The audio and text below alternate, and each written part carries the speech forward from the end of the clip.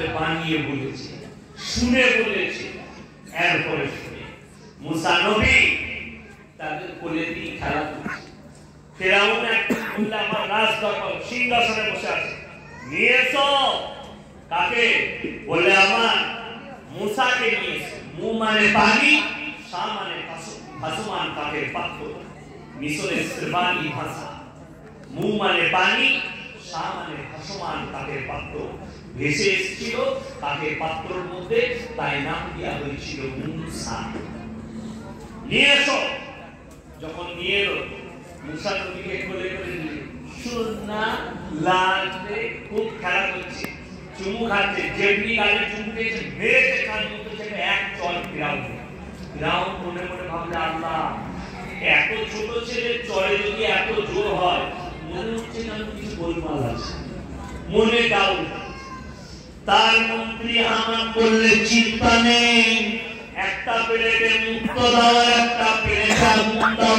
বাচ্চাটা যদি আগুনটা হাত দেয় জানবে নিষ্পাপ ভয় নাই, আর যদি মুক্তটা হাত দেয় জানবে এই ছেলেটাই তোমার দুশমন। মুসা নবীকে ছাড়া হয়েছে। মুসা নবী বাচ্চা ছেলে যখন মুক্তর দিকে হাত বাড়াবে, আমার আল্লাহ রব্বুল আলামিন জিবরিল আমিনকে বললেন, ওগো জিবরিল, সঙ্গে সঙ্গে আমার নবী হাতটা ধরার আগুনে দাও। মুসা নবী হাতটা ধরে জিবরিল আমিন আগুনের মধ্যে দিয়েছিলেন, আগুনটা ধরে মুখেতে পুড়ে নিয়েছিল। তাই ফেরাউন বললেন, নো ডাউট ছেলেটা কেউ নয়। কিন্তু যখনই ফেরাউনকে যখন দাওয়াত দিল, তখন বললে, ওরে বাবা রে, আমি তো দুধ দিয়ে কালসা পুষে দিয়েছি। কে বললে? ফেরাউন। তখন সব মিথ্যা হয়ে গেল। ওই জন্য কেউ যদি হাত গুনায়, হাত দেখায়, ভাইরা মায়েরা ভালো করে শুনবে, তাদের ঈমান চলে যাবে।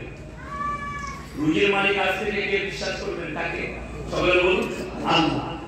রুজি আল্লাহ, হায়াত মত আল্লাহ, বাচ্চা দেয় আল্লাহ, সবে দেয় আল্লাহ। ওয়া মিম্মা রাযাকনাহুম ইউনফিকুন, আমি যে রিজিক দিয়েছি সেখান থেকে তারা যেন ব্যয় করে।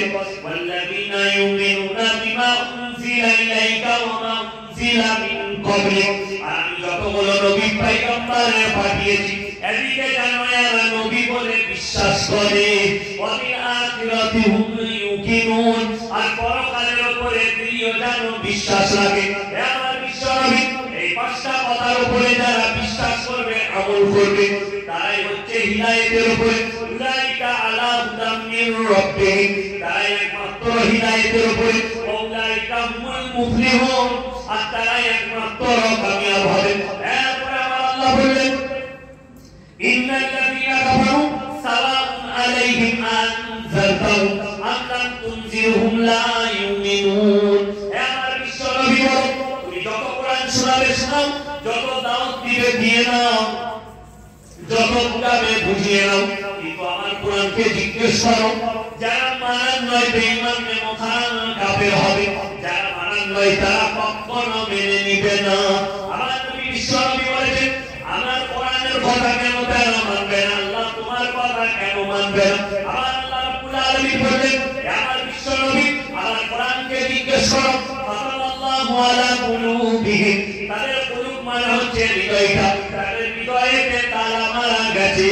যত বলবে বলে নাও, তাদের হৃদয়ে প্রবেশ করবে না। ওয়ালা সামিহিম, আর তাদের কানেতে মোহর মারা গেছে। ওয়ালা সামিহিম গিশাওয়া, আর তাদের চোখেতে পর্দা পড়েছে, লজ্জা শরমের মাথা খেয়েছে, তারা কোনদিন আল্লাহর রাস্তার দিকে ধাবিত হবে না। আমার বিশ্বনবী বলেন, ওয়ালাহুম আযাবুন আযীম, তাদের জন্য আমি আল্লাহ পরকালে কঠিন শাস্তি রেখেছি। আমার ভাইরা, আমার মায়েরা, আল্লাহর কসম করে বলছি, আমার আল্লাহ রাব্বুল আলামিন বললেন, হে আমার বিশ্বনবী, আমি আদর্শ দিয়েছি, শোনো, কারা কারা আমার প্রিয় বান্দা হতে চাই, সবাই নিয়ত করুন, আজ থেকে আপনারা সবাই আল্লাহর প্রিয় বান্দা হব ইনশাআল্লাহ। আমার আল্লাহ কোরআনে বলেন, আমার প্রিয় বান্দা হতে গেলে পাঁচটা কথার উপরে আমল করতে হবে। এরপর আল্লাহ বলেন সূরা ফুরকান, তাবারাকাল্লাযী জাআলা ফিস সামাই বুরুজা ওয়া জাআলা ফিহা সিরাজাম ওয়া কামারাম মুনীরা ওয়া হুয়া আল্লাযী জাআলা আল-লাইলা ওয়ান-নাহার হিফাতান লিমান আরাদা আন ইয়াত্তাকিয়া ওয়া আরাদা শুকুরা ওয়া ইবাদুর রাহমানিল্লাযীনা ইয়ামশুনা আলাল আরদি হাওলা ওয়া ইযা খাতাবাহুল জাহিলুনা ক্বালু সালামা ওয়াল্লাযীনা ইয়াবিতুনা লিরাব্বিহিম সুজদান ওয়া কিয়ামা ওয়াল্লাযীনা ইয়াকুলুনা রব্বানা সরিফ আন্না আযাবা জাহান্নাম ইন্না আযাবাহা কানা গরামা ইন্নাহা সাআত মুস্তাকাররাম ওয়া মুকামা। হে আমার বিশ্বনবী বলেন তাবারাকাল্লাযী জাআলা ফিস সামাই বুরুজা, বুরুজ মানে আসমানটা চন্দ্র সূর্য গ্রহ তারা নক্ষত্র দিয়ে সাজানিত করেছি। ওয়াল্লাযী জাআলা লাইলা ওয়ান নাহার, দিন এবং রাত্রি আমি আল্লাহ সৃষ্টি করেছি। কিলফাতালিমান আরাদা ইয়াদাক্কারা ওয়া আরাদা শুকুরা, তার থেকে তোমরা জ্ঞান অর্জন করবে এবং আমার কৃতজ্ঞতা যাপন করবে। এরপর আল্লাহ বললেন হে আমার বিশ্বনবী বলেন পাঁচটা কথার উপরে যারা আমল করবে আমার প্রিয় বান্দা তাদের এক নম্বর আখলাক চরিত্র কেমন হবে। ওয়াইবাদুর রহমানিল্লাযীনা ইয়ামশুনা আলাল আরদি হাওনা, এক নম্বরে আমার প্রিয় বান্দা আখলাক হবে যারা দুনিয়াতে শান্তির সঙ্গে বিচরণ করে। মারামারি নাই, কাটাকাটি নাই, হানাহানি নাই, অন্যায় অত্যাচার অবিচার নেই। আমাদের দেশের লোক মনে করে আমি নামাজ পড়েছি, আমি রোজা রাখলাম, আমি দিনদার হলাম, আমার জন্য জান্নাত রেডি। এই দুনিয়া ওয়াল আখিরা, আপনার দুনিয়াদারির সঙ্গে সঙ্গে পরকালের সাথে সাথে দুনিয়াদারিটাও আপনার ঠিক হতে হবে।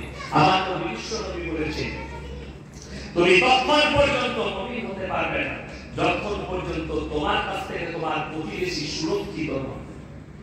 বিশ্বনবী হাদিস, তোমার বাড়ির পাশে কোন গরিব যদি বাস করে, দেখো না কোন জাতে, সে যদি ক্ষুধার্ত হয় খাবার দাও, বস্ত্রহীন হলে বস্ত্র দাও, বিপদে পড়লে তার পাশে দাও। আজকে কষ্ট লাগে, আমরা নিজেদেরকে মুমিন বলে দাবি করি, আমরা সমাজের মধ্যে বিবাদ লাগাই, ঝগড়া লাগাই। আমার ভাই মাথায় রাখবে একটা কথা, পানি, এই পানিটা তরল পদার্থ। পানি এবং পেট্রোল দুটোই তরল পদার্থ না? পদার্থ না, দুটোই তরল পদার্থ, কিন্তু একটাই আগুন নিভে আর একটাই আগুন কিন্তু ধরে। বুঝতে পেরেছেন না? কেউ যদি আগুন ধরে আর পেট্রোল ঢেলে দেয়, সে আগুনটা বাড়বে না কমবে? বাড়বে। ওই জন্যে সমাজে যদি কোথাও বিবাদ হয়, ঝগড়া হয়, সেখানে নিতান্ত হয়, বিভক্ত হয়, সেখানে আগুন লাগবে। আমাদের সমাজের কিছু মানুষ আছে, যদি দু ভাই ঝগড়া হয়, তা আমাদের দেশের লোক এমন আছে বলবে না যে তোর মায়ের পেটের ভাই ঝগড়া কেন করছো, ছেড়ে দাও, পাড়া প্রতিবেশী ঝগড়া করতে নেই। অনেক লোক আছে ফাঁকে ডেকে আরো লাগিয়ে, এরকম লোক আছে না? আমাদের সমাজ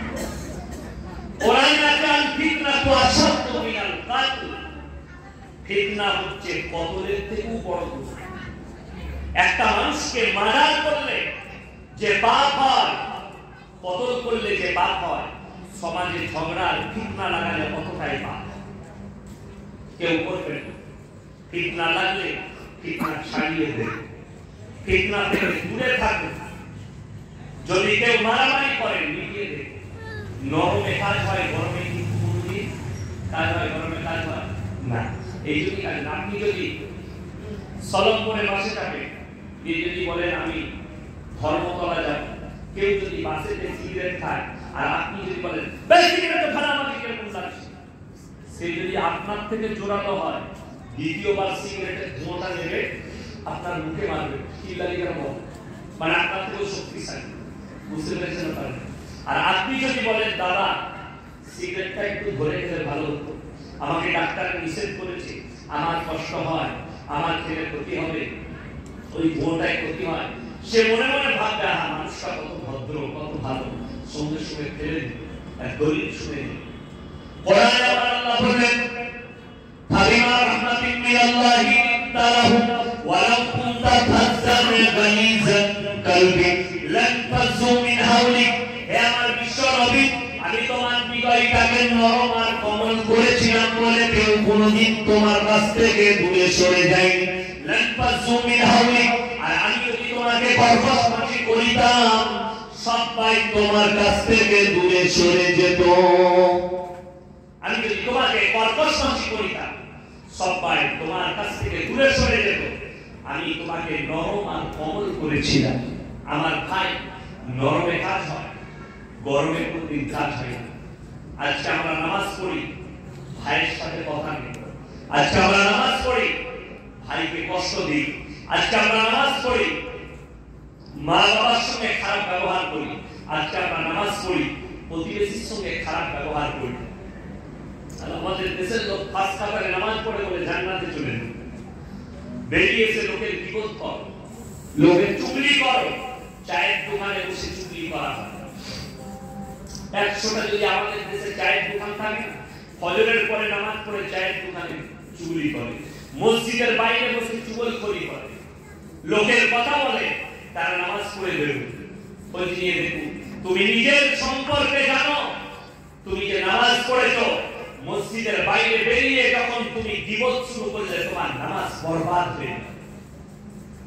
মরা ভাইয়ের গোশত খাওয়ার সমান পাপ, নিজের মরা ভাইয়ের মাংস খাওয়ার সমান পাপ। যদি কেউ গীবত করে, কেউ গীবত করলে এবং এই কথাটা ছেড়ে দাও, সেই মানুষটা নাই, তার সম্পর্কে কেন বলছি? বাদ দাও, কাঁদো আল্লাহর কাছে, আল্লাহ পাপ থেকে মুক্তি করো। এই হৃদয়টাকে পরিষ্কার করুন। এই হৃদয় যদি পরিষ্কার না হয়, তাহাজ্জুদ করবেন, বেরোবার রাস্তা খুঁজে পাবেন। আমাদের সমাজের লোক খালি মনে করে, আমি নামাজ পড়েছি, তাসবিহ করেছি, তিলাওয়াত করেছি, হজ করেছি, যাকাত দিয়েছি, আমার জন্য জান্নাত রেডি। কিয়ামতের দিন আমার আল্লাহ হিসাব নেবেন। এই সমস্ত কাজগুলো হচ্ছে আল্লাহর হক। নামাজ পড়েছো, আল্লাহর হক আদায় করেছেন। রোজা রেখেছেন, আল্লাহর হক আদায় করেছেন। তাসবিহ তিলাওয়াত করেছেন, আল্লাহর হক আদায় করেছেন। হজ করেছেন, আল্লাহর হক আদায় করেছেন। আমার আল্লাহ কিয়ামতের দিনে বলবে, বান্দার হক আদায় করেছো কিনা, তোমার ভাইয়ের হক আদায় করেছো কিনা, তোমার প্রতিবেশীর হক আদায় করেছো কিনা, তোমার মা বাবার হক আদায় করেছো কিনা, তোমার ভাইয়ের হক আদায় করেছো কিনা। আজকে অনেকজন ভাইয়ের হক মেরে বসে আছে। অনেকজন আমাদের দেশে আমরা জলসা করতে গেলে বলে, হুজুর একটু বলবেন তো ছেলেরা যেন মা বাপের খিদমত করে, বলেন বলেন। আর আমরা হুজুররা বলি, মা বাপের পায়ের তলায় জান্নাত, মায়ের পায়ের তলায় জান্নাত খিদমত করবে। ওই মা বাবা শুনে না, যদি সন্তানরা মা বাবার খিদমত না করে, তারা পাপী, কিয়ামতের দিনে বেরোতে পারবে না। কিন্তু ওই মা বাবারা শুনে না, যারা নিজেদের সন্তানের সঙ্গে দুই দুই করে, একটা সন্তানকে বেশি দিয়েছো আর একটা সন্তানকে কম দিয়েছো, তোমাকেও আল্লাহ পেরিয়ে দিয়ে দেবে কিয়ামতের দিনে। তোমাকেও সমান অধিকার দিতে হবে। তাহলে তুমি না হক কাজ করেছো, শুধু ছেলেরা পাকড়া হবে, আল্লাহ তোমাকে ছেড়ে দেবে, তুমি না হক কাজ করেছো। অনেকজন ঝগড়ার মুখে, আমার ছেলে আমার সঙ্গে ভালো ব্যবহার করেনি, আমি মেয়েকে সব লেগে দেবো, আমার ছেলেকে কিছু বলো, তুমি লেগে দিয়ে তাহাজ্জুদ করবে, কাবা করে পাঁচ কাতারে নামাজ পড়বে, তুমি কবরে কেরানি খাবে, লেগে দিয়ে আমি কাবা করে নামাজ পড়লে কেরানি খাবে, কিয়ামতের দিনে আটকে যাবে।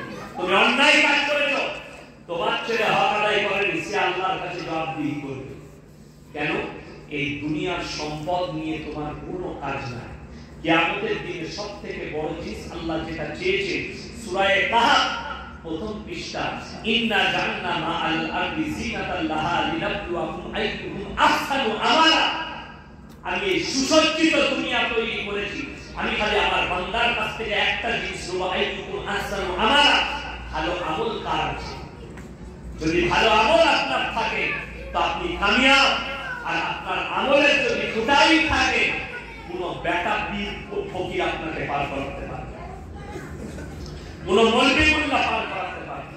আমাদের সমাজে ছেলে মেয়েদের, নারী পুরুষের ধারণা, কিছু করি আর না করি, আমি অমুক পীরের মুরিদ হয়েছি, জান্নাতে যাব, অমুক হুজুরের মুরিদ হয়েছি, জান্নাতে যাব, নামাজ পড়ি বা না পড়ি।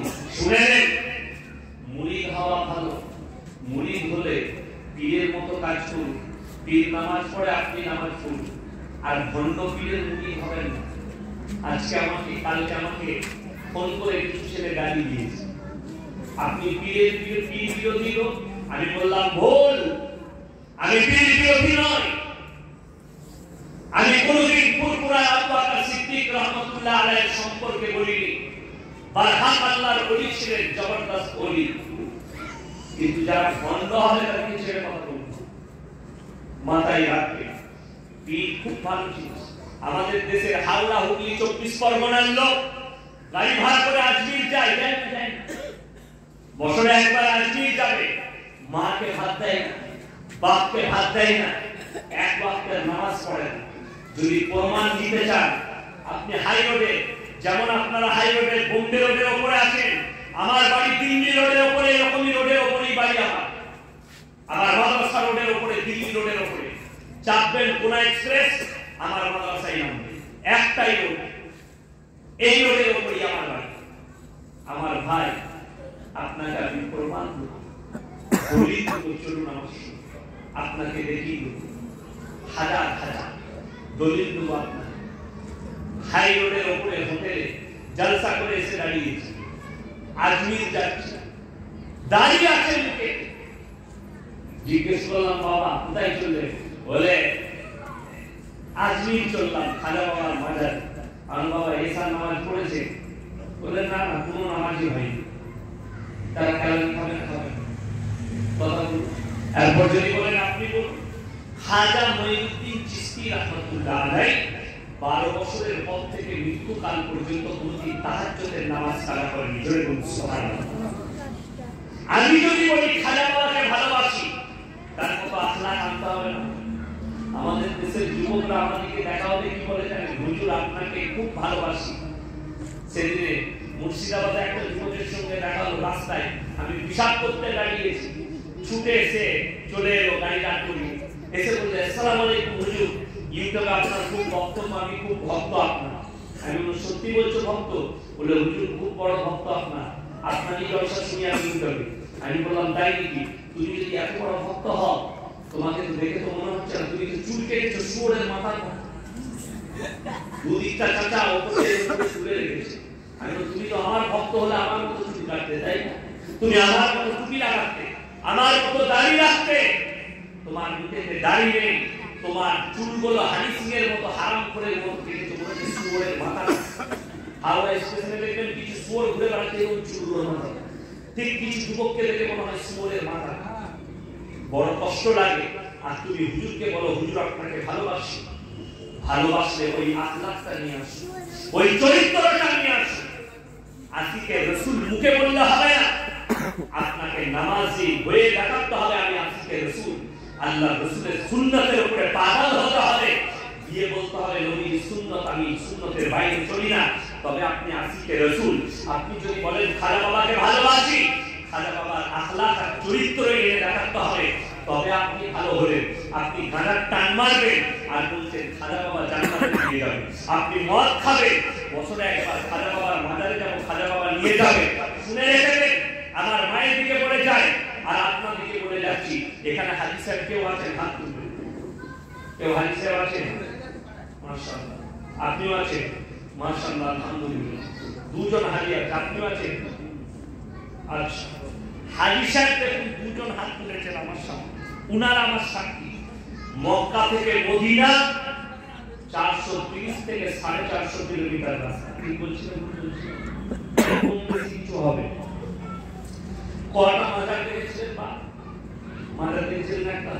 দেখেননি, একটাও মাজার নেই। আর আমার বাড়ি থেকে আপনার এখানে 150 কিলোমিটার, 150 হাজারের বেশি মাজার আছে। আমি বলছি এই বলবিটা মাজার বিরোধী, আমি মাজার বিরোধী নয়। আমি বলে দিই আপনাকে, কবর বানানো, কবরে চাদর চড়ানো, যদি কবরে চাদর চড়ানো জায়েজ হতো, তোমাদের মতো ট্যানার চাদর নয়, আমার রাসূলের কবরটা হীরা মতি মুক্ত চাদরে ঢেকে যেত। ঠিক বলছিল, ভুল বলছিল? আল্লাহর নবীর কবরে জায়েজ নেই। পৃথিবীর আর কোনো মৌলবি-মুল্লাহ পীর ফকিরের কবরে চললে জায়েজ হবে না। বড় বড় উলামায়ে দ্বীন নয়। আমি যদি আমার কথা বলি, আমি যদি অনেক উঁচু কিতাব পড়তেন মানুষ, আপনারা আপনাদের ইমাম সাহেবকে কতটা জানেন জানি না, আমি বলে দিচ্ছি। অনেক যোগ্যপূর্ণ লোক, উনার জুতো সোজা করতে হবে আমাকে, আল্লাহ এত ইলম দিয়েছেন ওনাকে, কিতাবের সালাহিয়াত, বড় যোগ্যপূর্ণ লোক। আমি যদি বলি তা বলবে এটা দেওবন্দি মৌলবীর লেখা বই। আমি যদি বলি বলবে এটা জামাতি তাবলীগের লেখা বই, কখনো নয়। আমি যদি বলি তা বলবে এটা আহলে হাদিসের লেখা বই। আমি তাদের দলিল দেব না। আহমদ রাজা খান আলা হযরত তিনি তিনার ফতোয়ায়ে রিজভিয়ায় লিখেছেন, খণ্ড নম্বর 24 পৃষ্ঠা নম্বর 497 সেখানে লেখা আছে ইমাম হোসেনের নামে কবর তৈরি করা কষ্ট হয়। ইসলাম মিথ্যার উপরে চলে না সত্যের উপরে? বাবা সত্যের উপরে। হাজরাতে হোসেন কোথায় শহীদ হয়েছে? রানিয়াতে। কথা বলেন না? ইরাকে, তাই না? কারবালার প্রান্ত ইরাকে। তার মঞ্জিল মাটি হচ্ছে রানিহাটি, তার মঞ্জিল মাটি হচ্ছে কোথায়? উলুবেড়িয়ায়। তার মঞ্জিল মাটি হচ্ছে নেবড়েতে। বড় কষ্ট লাগে।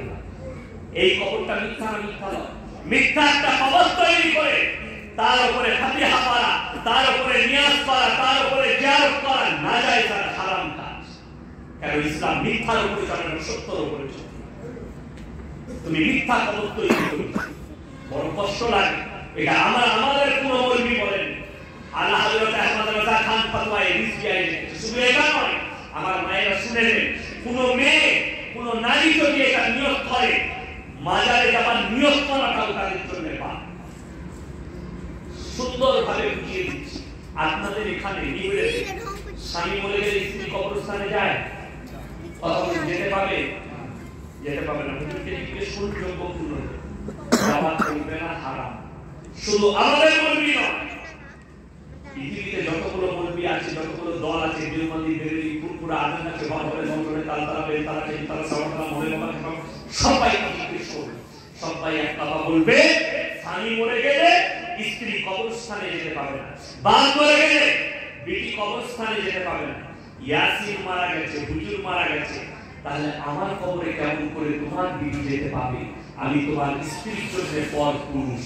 স্বামীর হক বেশি না পীরের হক বেশি? বাবা স্বামীর হক বেশি। স্বামীর কবরে যদি না যেতে পারে তাহলে পীরের কবরে কেমন করে তুমি যেতে পাবে? হে আমার মা, তোমার ব্রেনকে জিজ্ঞেস করো যে আমি যদি স্বামীর কবরে না যেতে পারি, হুকুম না থাকে শরীয়তে, তাহলে একটা মৌলবীর কবরে, একটা পীরের কবরে কেমন করে হুকুম থাকতে পারে? ওটা নাজায়েজ এবং হারাম কাজ। নিয়ত করাটা, ওই জন্য মায়ের দিকে অনুরোধ করব, তোমরা কোন রওজা থানে দরগায় যাবে না, আল্লাহর কাছে কান্নাকাটি করো, তোমার স্বামীর খিদমত করো, তোমার স্বামীর সঙ্গে ভালো ব্যবহার করো। বড় কষ্ট লাগে। আপনাকে আমি হাওড়া জেলার কথা বলবো না, আপনি আমার বর্ধমান জেলায় চলুন, আমার থানায় চলুন। আমার থানাটা পূর্ব বর্ধমানের লাশ থানা, বলসি থানা, এই হাই রোডের উপরেই পড়বে। লোকেশন মেরে দেখে দিবে। আমার গ্রাম ছোট রাজা নয়, 5000 বসতির গ্রাম। কত বললাম? 5000 ঘর আছে। একটাই মসজিদ, এটা পশ্চিম বাংলার ভেতর। কোন ওয়াক্তিয়া মসজিদ কোন পাড়ায় না। এত মিল মহব্বত ভালোবাসা আমাদের। আমার গ্রামটা হচ্ছে আমার থানার মার্কাজ, ওখানেই বড় মাদ্রাসা আছে আমার। হুজুর জিজ্ঞেস করছিলেন কতদূর পড়াশোনা হয় আমাদের মাদ্রাসা। তো আমি ওই মাদ্রাসার শিক্ষক, আমার আব্বাজান প্রধান শিক্ষক মাওলানা শওকত আলী। তো আমার ভাই, আমার এলাকায় এমন গ্রাম আছে, আমি ফায়সালা করতে গেছি, দুদলে মারামারি হয়েছে, একদল বলছে ওরস করবো, একদল বলছে করতে দেবো। আমাকে ফায়সালা করার জন্য রেখেছে, থানা থেকে বলেছে আপনি ফায়সালা করুন। আমি গিয়ে জিজ্ঞেস করলাম, বাবা তুমি যে এখানে ওরস করবে, তোমার যে এই মাজারটা আছে এখানে কোন ওলি শুয়ে আছে, কোন আল্লাহর ওলি আছে? কি বলছে জানেন? বলছে হুজুর কোন ওলি নাই, পাথর চাকরি থেকে একটা পাথর নিয়ে এসে কবর করেছে। কি বুঝলেন আপনারা? সেখানে কেউ আছে না? পাথর আছে, পাথর কেউ নাই, শুনে মিথ্যা। আমি তাকে বললাম ইসলাম মিথ্যার উপরে চলে না, সত্যের উপরে চলে। তুমি মিথ্যা এখানে মানুষকে ধোঁকা দিচ্ছ। ইমাম হোসেনের কবর তৈরি করে মাহফিলের দিনে অবাক হবেন। আপনাদের হাওড়া জেলায় মহরম হয় না? হয় না? লাঠি খেলা হয় না? ঢোল বাজনা হয় না? সব হয়। আমি বললে খারাপ বলবি। আমি আপনাকে জিজ্ঞেস করছি, খেলাধুলা হয় না? হয় না? ক্রিকেট খেলা, ফুটবল খেলা। আচ্ছা, যারা জিতে তারা নাচে না, যারা হারে তারা নাচে? আপনাদের বাবা মা মরে গেলে কাঁদেন না নাচেন? কথা বলেন না কেন? কাঁদে, দুঃখ প্রকাশ হবে, দুঃখ হবে। বাপ মরে গেলে আমরা কি বলি? আমার বাবা মারা গেছে, আমার বাপের জন্য কোরআন খানি, আমার বাপের জন্য দোয়া, আমার বাপের জন্য মিলাদ। আর হযরত হোসেন আল্লাহর নবীর নামাজে শুধু নয়, একদিকে আল্লাহর নবীর নামাজে, অপরদিকে একজন জলিলুল কদর সাহাবী তার জন্য বলছে আন্ডারপ্যান্ট পরে হিন্দি গান লাগিয়ে ডান্স করতে। বিবেককে জিজ্ঞেস করুন। তার জন্য যদি লাঠি খেলা হয়, তার জন্য যদি ডিজে বক্স লাগিয়ে মাতম করতে হয়, তোমার বাপ মরে গেলে কে বললে মিয়া, তোমার বাপ মরে গেলে কে বললে দুঃখ পালন, আমার বাপ মরে গেছে ডিজে বক্স লাগা ডান্স করবো, আমার বাপের দুঃখ পালন করবে, করবে কেউ? তখন বলবে পাগল। তো তুমি আস্ত পাগল। আল্লাহ নবীর নামাজের মহব্বতে 10ই মুহররম তুমি শহীদ হয়েছে, রোজা রেখেছো, রোজা রাখতে পারোনি। 10ই মুহররম তুমি রোজা রাখতে পারোনি, নামাজ পড়তে পারোনি, চোখের পানি ফেলতে পারোনি আল্লাহর ঘরে গিয়ে। বড় কষ্ট হয়। আমি যদি ইচ্ছা করি আমার ড্রাইভারকে জিজ্ঞেস করে আসুন, আমি মেদিনীপুর এই বছরে 10ই মুহররম মেদিনীপুর চন্দ্রপুরা টাউনে জলসা করেছি। রাত 3টের সময় বাড়ি ফিরছি।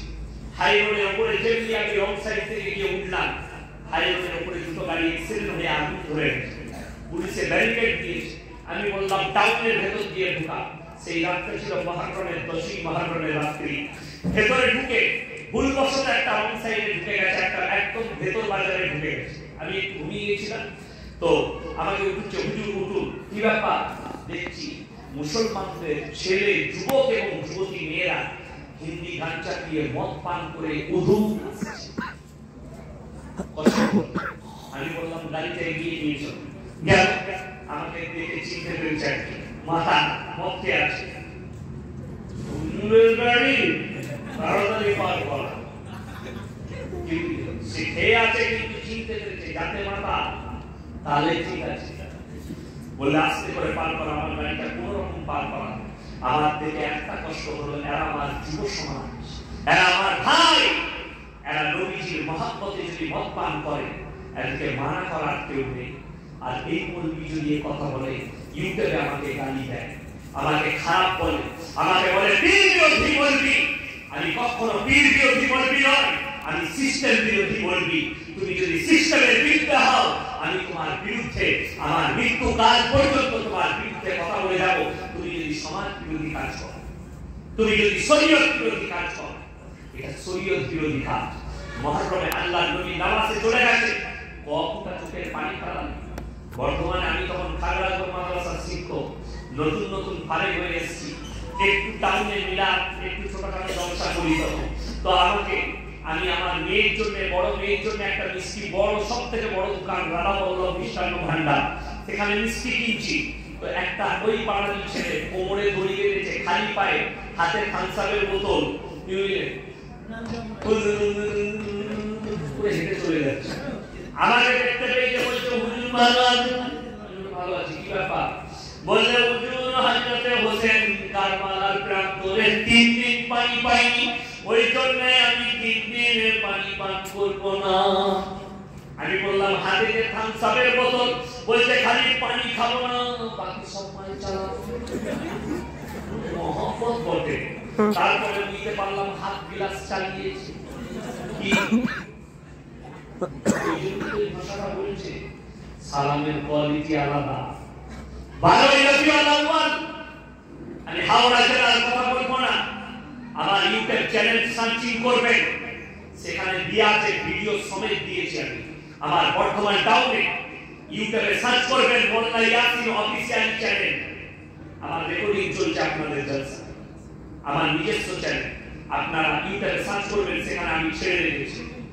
বর্তমান টাউনে গাড়ির উপরে ডিজে বক্স লাগিয়ে 12ই রবিউল আউয়াল কলমা লেখা টানা মাথায়, কলমা লেখা রুমাল, আর হিন্দি গান চাপিয়ে তারা ডান্স করছে 12ই রবিউল আউয়াল। আমার নবীজি কষ্ট পাবে না মদিনায় শুয়ে শুয়ে? আমার রাসূল কষ্ট পাবে? তুমি বলছো রাসূলের মহব্বত, এইভাবে রাসূলের মহব্বত হয় না। নবীর সুন্নতের উপরে পালন হয়। আল্লাহ রাসূল সাল্লাল্লাহু আলাইহি সাল্লাম সাহাবীকে যে আখলাক দিয়েছিল, তাদের আখলাক আর চরিত্রের কারণে আমার আল্লাহ তিনি বলেছিলেন, আল্লাহ রাব্বুল আলামিন নবীকে বললেন রাদিয়াল্লাহু আনহু ওয়া রাসূলুহু, তারা আমার উপরে রাজি, আমি তাদের উপরে রাজি। আল্লাহ নবী চাচাজান আলী হামজা রাদিয়াল্লাহু তাআলা আনহু কালিজা হত্যা করে চিবিয়ে খেয়েছে, আল্লাহ তাকে ঈমান দান করেছে, যেহেতু সে আল্লাহ নবীকে দেখা মাত্র কালমা পড়েছে, লা ইলাহা ইল্লাল্লাহ মুহাম্মাদুর রাসূলুল্লাহ। তারা কলমা পড়ার পরে আর পাপ করেন। একজন সাহাবী ঈমান আনার পরে আল্লাহ নবীকে ভরা মজমায় কি বলতে জানেন?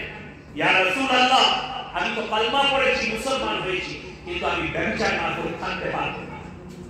নবীজি সাল্লাল্লাহু আলাইহি সাল্লামের সামনে হযরত ওমর ফারুক তলোয়ারটা তুলে বললেন, ইয়া রাসূলুল্লাহ, হুকুম দেন এক্ষুনি কতল করে দিন।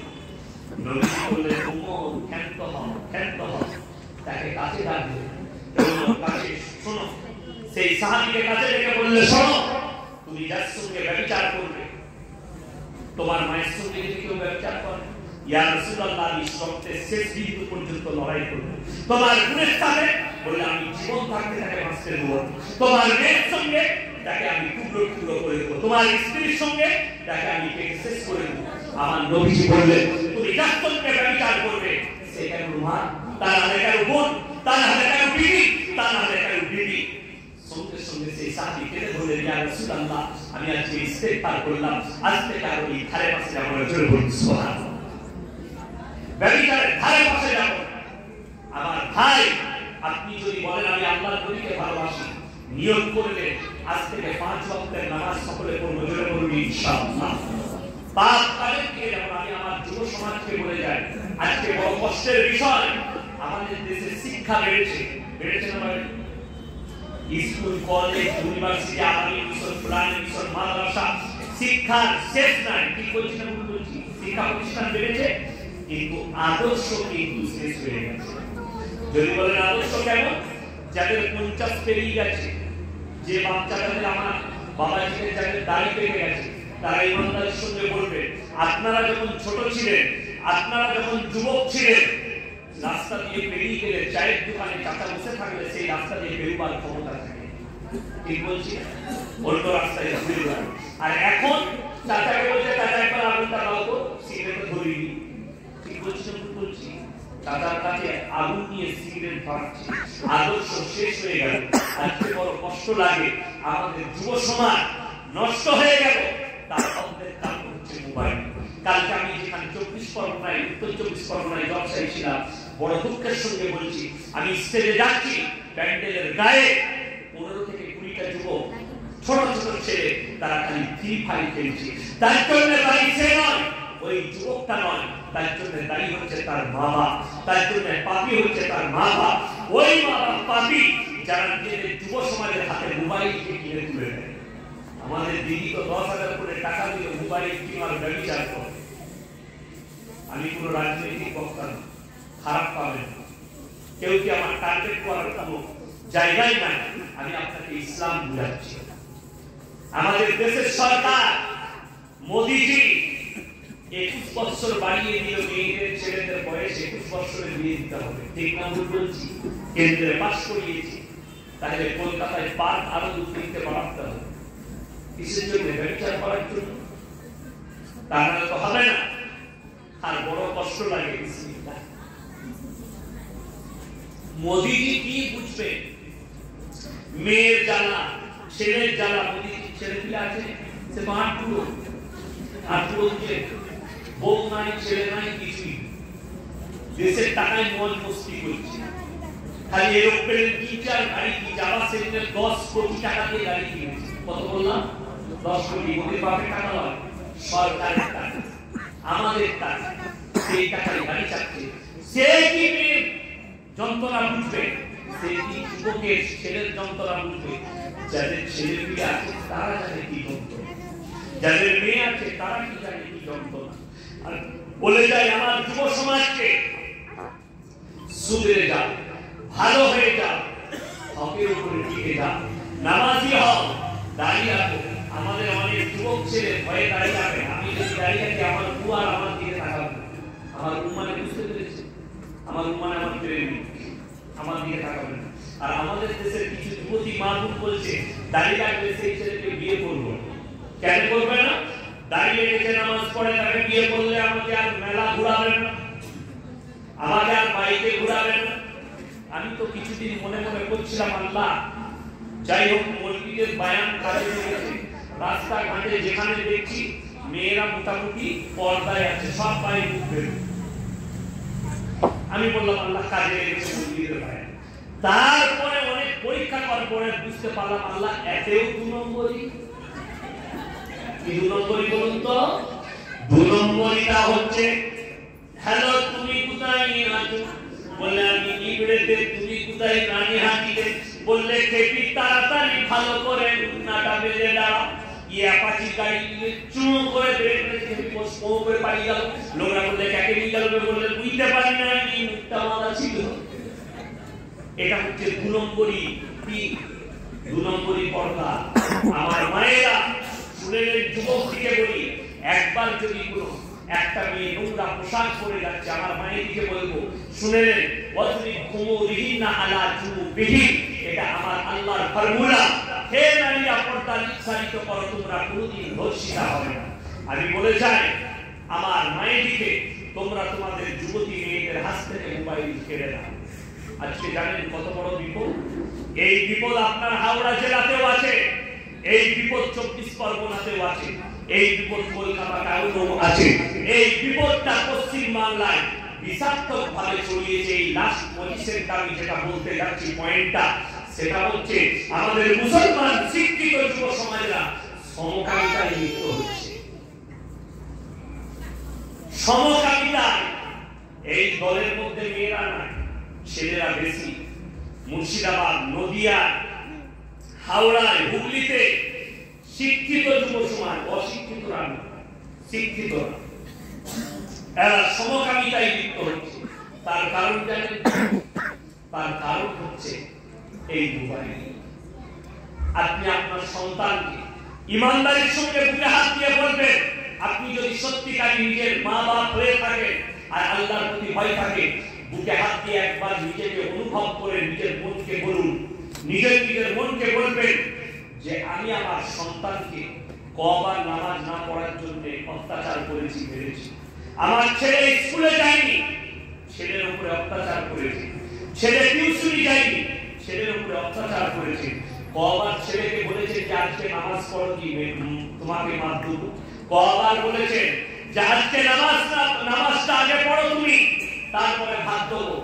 নিজের মেয়েকে বলেছেন নামাজটা পড়ো, নিজের স্ত্রীকে দাওয়াত দিয়েছেন নামাজের জন্য, নিজের পরিবারকে দাওয়াত দিয়েছেন নামাজের জন্য।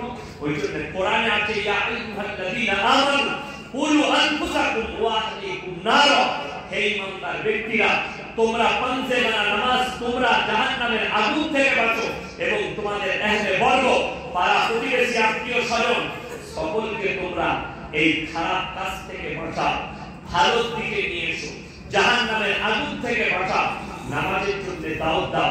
আজ থেকে হাত তুলে বলুন আমরা সকলে নামাজি হব, জোরে বলুন ইনশাআল্লাহ। আর যুবক দিকে নিজের সন্তান আছে, সন্তান দিকে নামাজের জন্য দাওয়াত দেন, ভালো কাজের আদেশ দেন, খারাপ কাজে নিষেধ করুন। আমার ভাই, আমি কারোর বিরোধী নয়, আমি হচ্ছি এক সিস্টেমের বিরুদ্ধে। আপনি যদি শরীয়ত বিরোধী হন, আমি আপনার বিরুদ্ধে। আপনি যদি ইসলাম বিরোধী হন, আমি আপনার বিরুদ্ধে। আজকে বড় কষ্ট লাগে কি জানেন?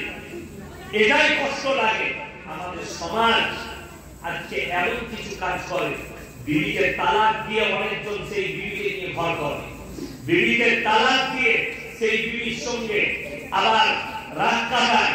আমাদের সমাজের লোকের বউকে নিয়ে পালিয়ে আসে, তালাক হয় না, তাকে নিয়ে ঘর করে, তাকে বিয়ে করে।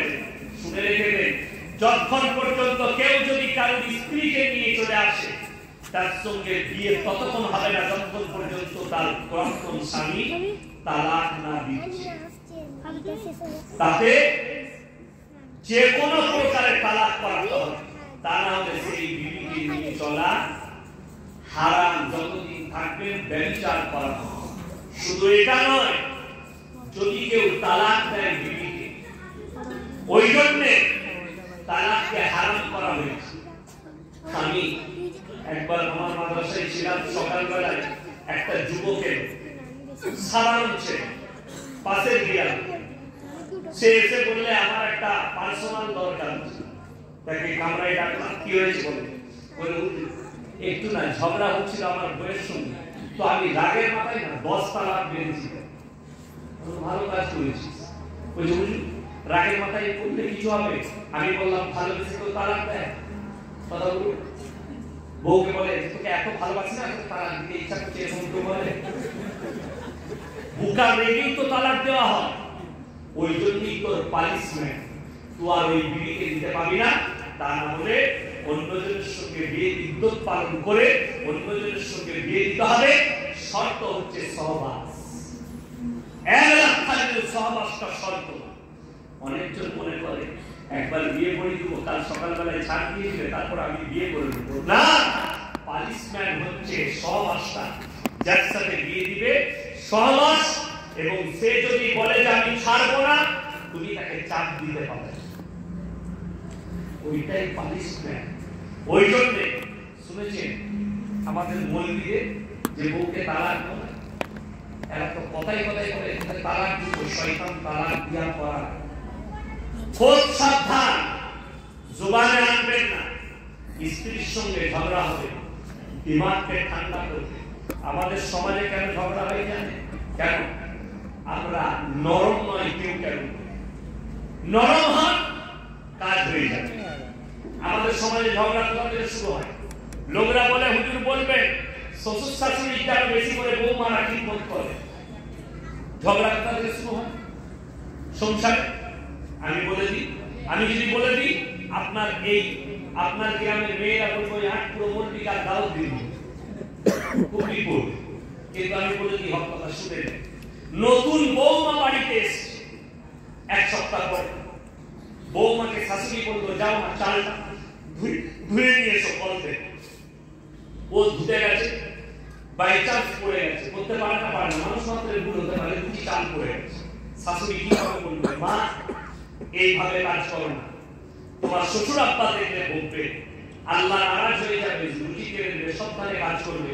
ছেলে দেখলে বকবে, ঠিক আছে অসুবিধা নেই, ওইগুলো কুড়ি নিয়ে ছাগলের ডাবায় না মুরগির জায়গায় দিয়ে দাও, তা না হলে গরুর ডাবায় দিয়ে দাও। বৌমা মনে মনে ভাববে, আমার শাশুড়ি মা কত ভালো, ভাববে না? ভাববে না? আর আমাদের দেশে একটু যদি বৌমা ভুল করে ফেলে, তোমার মা কাজ শিখাইবে, এরকম করে কাজ করছো, তোর মা শিখাইছে, এলে তুই কর না। তো তুমি যদি মা বলো, সে মা বলতে বাধ্য হবে, আর তুমি যদি দাঁত খিচাও, সেও তোমাকে দাঁত খিচাবে। ওই জন্য শুনে রেখে দেন, আমি আমার মাদ্রাসায় একদিন ক্লাস করছি, খুব ঘুম চোখেতে, ভোর 4টায় ঢুকেছি। এই আমি যদি এখানে 11টায় গাড়ি ছাড়ি, তো কমপক্ষে 3 ঘন্টা লাগবে আমার বাড়ি, তাই 3টে বেজে যাবে, যেতে প্রায় 2-2:30 বাজবে। একটু আরাম করবো, তারপরে আবার ফজরের নামাজ পড়ে ক্লাস মাদ্রাসা। তো আমার ভাই আমি ঢুকেছি একদম ফজরের সময়, নামাজ পড়ে ক্লাস, মাথায় ব্যথা, খুব মাথায় ব্যথা হচ্ছে, ঘুমাইনি সারা রাত, কোথায় মুর্শিদাবাদ বর্ডারে ব্যবসা করেছি। তো একটা গ্রামে সকালবেলায় আমার মাদ্রাসায় গেটে ঢুকেই আমার ক্লাস, আমার কামরার সামনে আমি ক্লাস। তো দেখছি একটা সকালবেলায় বুড়ি মেয়ে বসে আছে আমার ক্লাসে। আমি বললাম কি হলো? বলে বাবা বিরাট বিপদ। আমি তো কি হলো? বলছে আমার বৌমারা আমার সঙ্গে ঝগড়া করে, আমি গালি দেয়, প্রায় আমাকে গালি দেয়। আমি বলি তুমি কি করো না? মুসলমানদের চালায়, মানে উপগ্রহ। আমি বললাম কি করতে হবে বলুন? বললে হুজুর একটা তাবিজ দেন, যেন গাল বন্ধ হয়ে যায়। আমি বললাম আল্লাহ গালের তাবিজ কোথায় আছে? হুজুর আছে গালের তাবিজ? এত বড় আলেম জিজ্ঞেস করুন, ওনার জুতো সেটা করতে হবে আমাকে। গালের তাবিজ যদি দেওবন্দে আবার চাই না, ফেলে পড়ে যাবে, খুঁজে পাওয়া যাবে না। কিন্তু একটা বড় বিপদ, যদি তাবিজ যে মলবি দিতে পারে না, মেয়েরা বলে কি মলবি রেখেছিল কিছু জানে না। আমি দেখলাম আমার চাকরির মাথা খাবে, তাবিজ ওকে একটা লাগবে। গামলার ভেতরে গিয়ে একটা বড় সাদা পাতা কেটে দিয়ে মুটা পাড়া করে এনে দিলাম। বলে হুজুর এত বড় তাবিজ? আমি বললাম গালের নয়, ওই জন্য একটু বড় না, কি করবো হুজুর? আমি বললাম যখন বৌমারা গালি দেবে, তুমি কামরার ভেতরে দরজা বন্ধ করে বসে কাতে করে টিপে বসে থাকবে, তাহলে তোমার কথা কি চলে গেল। 3 দিন পরে ঝগড়া, বাইরে বৌমারা গালি দিচ্ছে, এই দরজা বন্ধ করে তাতে করে টিপে বসে আছে, আর বাইরে আরাম মনে মনে ভাবছে এত অ্যাকশন দিচ্ছি, অ্যাকশন মানে কোরআন থেকে মারি কি কথা বলতে পারি ধরে বসতা কোনো কথা নেই, তাতে করে টিপে বসে আছে। তারপরে 3 দিন 4 দিন, এক সপ্তাহ 2 সপ্তাহ হলো বৌমার মনে মনে ভাবছে এত গালি দিই কি কোনো উত্তরই দেয় না, তাই একা বলে লাভ নাই, যাবে বন্ধ হয়ে গেল। এরপর আমাকে ফোন করেছে, হুজুর তাবিজ মারাত্মক কাজে লেগেছে, কাল বন্ধ। আমি বললাম তাই নাকি? বললে হ্যাঁ। আমি বললাম একবার তাবিজটা খুলে দেখে নাও। খুলে যে বলছে হুজুর তাই সারা, তাই কি করে কাজ হলো? আমি বললাম একজন যদি চুপ করে যাও সমাজে শান্তি আসবে। বৌমা গরম হলে শাশুড়ি চুপ করো, শাশুড়ি গরম হলে বৌমারা চুপ করে যাও। আর কিতাবে ঘটনা এসেছে, একটা নদীর উপরে একটা গাছ পড়ে আছে, গাছটা নদীর ওপার থেকে এপার দুদিকে থেকে গেছে গাছটা। এইদিকে একটা শিয়াল চেপেছে, ওদিকে একটা শিয়াল চেপেছে, দুজনের মধ্যে মানে হাসি। ও বলছে তুই পেছনে যা, ও বলছে তুই পেছনে যা, কেউ যাবে না, দুজনেই পেছনে হাঁটবে না। শেষকালে ওদের ফয়সালা হলো, দুটো শিয়ালের এক কাজ কর, তুই একটু পেছনে যা, আমি একটু যাই, ছুটে এসে ধাক্কা মারবো, যে থাকবে সে পেরিয়ে যাবে, যে পড়ে যাবে সে চলে যাবে। যেমনি ধাক্কা মেরেছে দুটো মালিক করে দুজনেই বললো না, বললো না। আমার মায়েরা যতক্ষণ পর্যন্ত একজন চুপ না করছে কখনো সমাজে শান্তি আসতে পারে না। বাপ যদি গরম হয় বেটা চুপ করে যায়, বেটা যদি গরম হয় বাপ চুপ করে যায়, শাশুড়ি যদি গরম হয় বৌমা চুপ করে যায়, বৌমা যদি গরম হয় শাশুড়িরা চুপ করে যায়, সমাজের বুকে শান্তি আসবে। তা না হলে অশান্তি মিটবে না। আমার মা, আমার মায়ের দিকে বৌমা দিকে বলে যাব, শাশুড়ি দুটো কথা বললে নিজের মা মনে করে গায়ে মেখেলাম, আর মায়ের দিকে বলবো শাশুড়ি দিকে, বৌমা যদি একটা ভুল করে বিটি হিসাবে ক্ষমা করে দাও, তবে তোমাদের সমাজে শান্তি আসবে। তা না হলে কখনো শান্তি আসতে পারে না। আমাদের মায়েদের একটা খুব খারাপ আছে, জানেন কি বলতে? সকালবেলায় উঠে যদি যাকে গাল দিতে ইচ্ছা করে তো নিজের মুরগিকে গাল দিতে, ঝিমুনি মরে গেলি না, তোর মরণ হলো না, তখন আর একটা যা মনে মনে বলবে তাই আমার কি বলছে মনে হয়, ই তখন নিজের ছাগলকে বলছে তুই লড়ি তলায় গেলি না, তোর মরণ হলো না। ছাগল আর মুরগি বলছে আল্লাহ সকালবেলায় আমরা কি বলবো, এখন কিছু বলি নাই। আল্লাহ বলছে চিন্তা করি না, মাল সব নিয়ে যাচ্ছে, বলছে ওদিকে যাচ্ছে, ওরা বুঝতে পারছে কাকে বলছি। বড় কষ্ট লাগে আমার মায়েরা, নিজেদের মধ্যে সুধার নিয়ে এসো, নামাজি হও, পর্দা পুশিদার মধ্যে এসো, নিজেকে নরম তৈরি করো, নিজেদের হৃদয়কে নরম করো, মনকে পরিষ্কার করো। ওই জন্য আমার ভাই আল্লাহ নবী সাল্লাল্লাহু আলাইহি সাল্লাম আমার মায়েরা শুনেলেন, ওই জন্য বলা হয়েছে সবথেকে বেশি মেয়েরা জাহান্নামে এই জন্য যাবে তাদের গীবত আর চুগলির কারণে, এই জন্য বেশি যাবে তারা নিজেদের খারাপির কারণে, গীবত আর চুগলি করার কারণে। গীবত আর চুগলি করবে না, ঝগড়া লাগানো, বিবাদ লাগানো, একে অপরের কথাকে লাগানো মোটেই করবেন না কোনো মা। আমি বলে যাব আমার মায়েরা সবাই নিজেকে নরম করে নেন। শাশুড়ির দিকে বলবো নরম হয়ে যাও, বৌমার দিকে বলবো শাশুড়ির প্রতি নরম হও, একে অপরের সঙ্গে মিল মহব্বত, কথাকে হজম করতে শিখুন। কেউ কি যদি কেউ ছোট করে শুনেলেন, দুনিয়াতে ছোট হন, আল্লাহ আপনাকে কিয়ামতের দিনে বড় করবে। কেউ যদি দোষ গোপন করে, একজন দোষ করেছে, একটা গুনাহকে কেউ যদি দোষকে গোপন করেন, আল্লাহ আপনার বড় বড় 10টা গুনাহকে কিয়ামতের দিনে গোপন করবে। কেউ কারোর বাড়ি থেকে কোনো জিনিস চুরি করেছে, আপনি যদি দেখে নেন, মনকে গেঁথে দেন, না এটা আর বলবো না ভাই, আমার ভুল হয়ে গেছে, আর বলো না কেউ কি, আপনি মনে গেঁথে দেন, আর কেউ কি বলবো না, আর কেউ কি বলা চলবে না, মনেতে গেঁথে দেন। আমার মায়েরকে আমি লাস্ট বলবো, তোমরা পর্দার মধ্যে এসো। আমি বলে দিই, কলা আপনাদের যদি কেউ বাজারে, রানীহাটি বাজারে কেউ যদি কলাগুলো ছিঁড়ে বিক্রি করে, মাছিগুলো কোথায় বসবে না, কোথায় বসবে মাছিগুলো? কলায়। ওই কলাগুলো কিনবেন আপনারা? বলবে কলাগুলো খারাপ হয়ে গেছে, কিনবো না। আমার মায়েরা, তোমরা হচ্ছে কলার চাল, যদি তোমরা নোংরা পোশাক পরে যাও তো তোমাদের ইজ্জত নষ্ট হয়ে যাবে, আর যদি তোমরা নিজের শরীরকে ঢেকে দাও আল্লাহ তোমাদের ইজ্জত বাড়িয়ে দেবে। সুবহানাল্লাহ। তোমরা কলার মতো নিজেদের ইজ্জতকে ঢেকে দাও, ইজ্জত বেড়ে যাবে। তোমরা যদি শরীরকে খুলে দাও তোমাদের ইজ্জত বরবাদ হয়ে যাবে। আমার ভাইকে, যুবক থেকে বলে যাব, যদি আখলাক তৈরি করো, হাসিম আমলার মতো আখলাক তৈরি করো, যে 10 মিনিট একটা ন্যাংটো পোশাক পরা মেয়েকে ইন্টারভিউ দিয়েছে ইংরেজিতে, একটা সেকেন্ড তার দিকে তাকিয়ে দেখেনি, সেরকম ঈমান তৈরি করো। আবার লাস্টে আমার ভাইয়ের দিকে বলে যাবো, আমার ভাইরা সন্তান, যদি কোনো মেয়ের দিকে একবার চোখ চলে যায় দ্বিতীয়বার তাকাবেন না, দ্বিতীয়বার চলে গেলে তৃতীয়বার তাকাবেন না, আর যদি তৃতীয়বার তাকান আপনার নামে একটা গুনাহ লেখা হবে। আমার ভাই যুবক দিকে বলে দিই, বড় কষ্ট। আমার যুব সমাজ যদি দেখে কোনো মেয়ে নোংরা পোশাক পরে যাচ্ছে চায়ের দোকানে বসে না, দেখি বড় কষ্ট লাগে না, চোখ ফিরিয়ে না, সঙ্গে সঙ্গে বললে আস্তাগফিরুল্লাহ আল্লাযী লা ইলাহা ইল্লা হুয়াল হাইয়ুল কাইয়্যুম ওয়া তুবু ইলাইহি লা হাওলা ওয়ালা কুওয়াতা ইল্লা বিল্লাহিল আলিয়্যিল আযীম। সঙ্গে সঙ্গে লা হাওলা পড়ো। আমার মায়ের আমার বলে আমেরিকার শিকাগো শহরে একটা মেয়ে, তার প্রতিবেদনে লেখছে আমি যখন ইসলাম কবুল করিনি আমার মনে মনে হলো ইসলাম কেন এত সুন্দর, ইসলাম কেন নারীকে পর্দার কথা বলেছে, এর মধ্যে কি আছে। আমি তখন নোংরা পোশাক পরতাম, আমি পরীক্ষা করলাম শিকাগো শহরে একটা নোংরা পোশাক পরে আমি 5 ঘন্টা হেঁটেছিলাম, 5 ঘন্টায় 5000-এর বেশি যুবক আমাকে বিচারের দাওয়াত দিয়েছে। আমার ভাইরা সেই মেয়েটা আমার নিজের প্রতিবেদনে লিখছে, আর 5 ঘন্টায় আমি বোরকা পরিধান করে নিজের শরীরকে ঢেকে ঘুরলাম। মানুষ তো দূরের কথা, কোন জীবজন্তু জানোয়ার পর্যন্ত আমার দিকে তাকিয়ে দেখেনি। সুবহানাল্লাহ।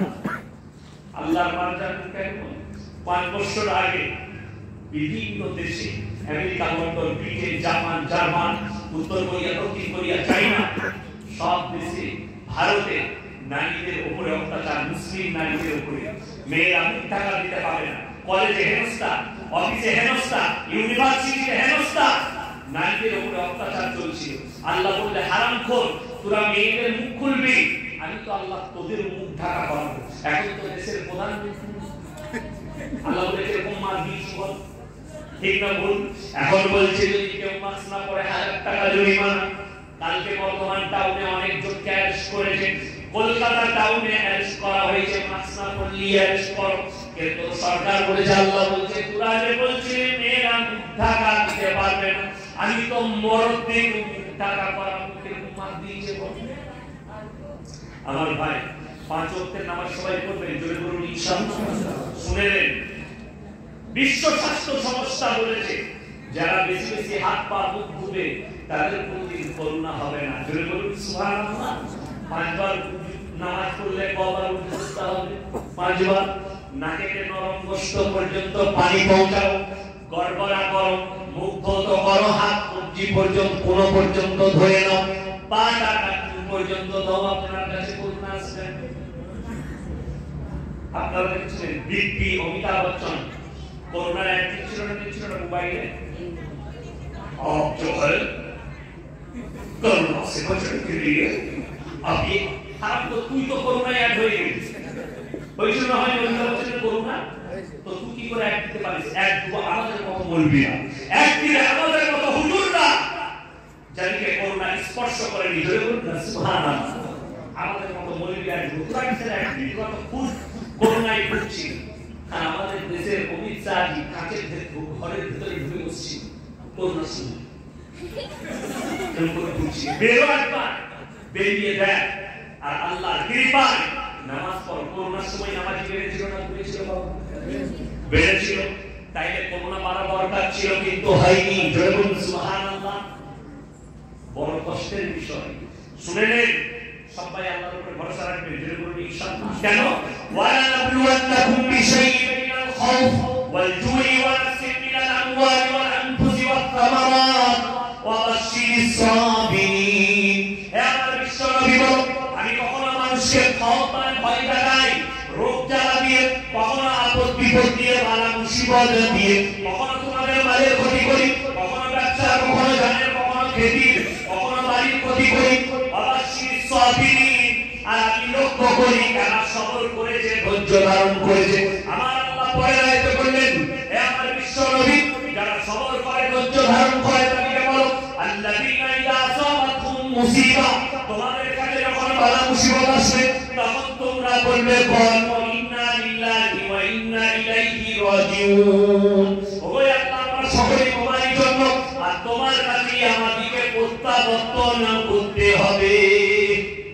তোমার কাছেই আমাদেরকে প্রত্যাবর্তন করতে হবে।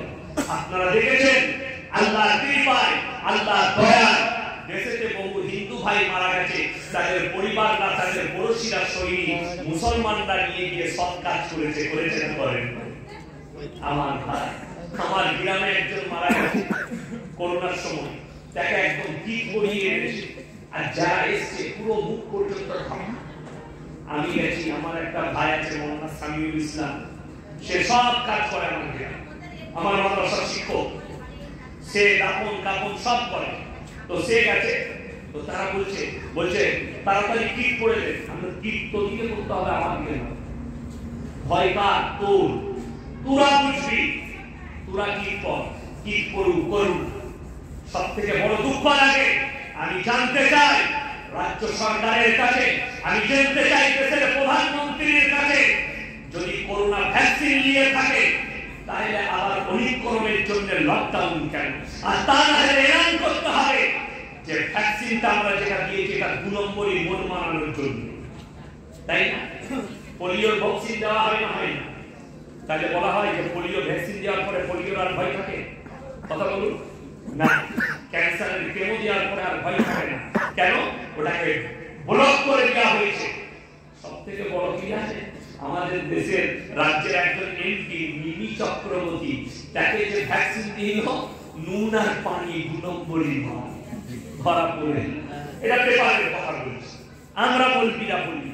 এরপরে তোমরা প্রমাণ দাও, আমরা ডবল ডোজ ভ্যাকসিন নিলাম তোমাদের কথা শুনে, এরপরেও যদি বলো যে লকডাউন মানতে হবে, ঘরের ভেতরে থাকতে হবে অমিক্রমের ভয়ে, তাহলে তোমাদেরকে বলতে হবে এটা আমরা 2 নম্বরই করেছি দেশের সরকার।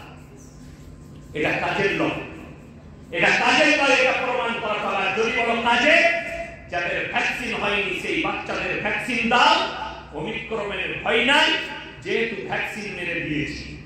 মাস্কটা পরতে বলতে পারো অবশ্যই, এটা স্বাস্থ্য সংস্থা বলেছে, তা না হলে স্বাস্থ্য সংস্থাকে প্রমাণ করাতে হবে তোমরা 2 নম্বরই করে। তার যদি 2 নম্বরই হয়, একদিকে ফাঁসির কাঠগোলায় চাপানো দরকার। দেশের মানুষের সঙ্গে গাদ্দারি করেছে। আমার বলা, আপনারা আমার সকলের জন্য দোয়া করবেন, আল্লাহ যেন পৃথিবীর সব মানুষকে হেফাজত করে। আমিন। আল্লাহ যেন মুসলমান ভাইকে হেফাজত করে। আর আপনারা আমার জন্য খাস দোয়া করবেন। আমি